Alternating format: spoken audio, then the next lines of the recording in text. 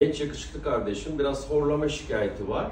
Şimdi muayenesini yaptık. Şimdi horlama ve uyku apnesi bizim için çok önemli. Bunu hep vurguluyorum, anlatıyorum. Yani bizim için horlamadan ziyade hastanın uyku apnesi var mı yok mu onu bilmek çok önemli.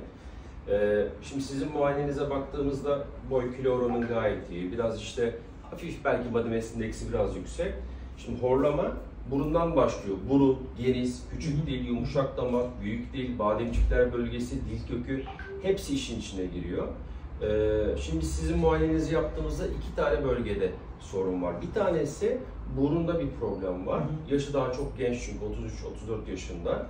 Biraz da yumuşak damakta problem var. O yüzden aşama aşama gitmek lazım. Önce seni burnundan %100 rahat nefes alır hale getirmek lazım. Sonra bir beklemek lazım. Biraz performansını görmek lazım. Eğer sıkıntılar devam ederse bir uyku testine sokmak lazım ki polisomnografi uyku testi bu işte altın standart.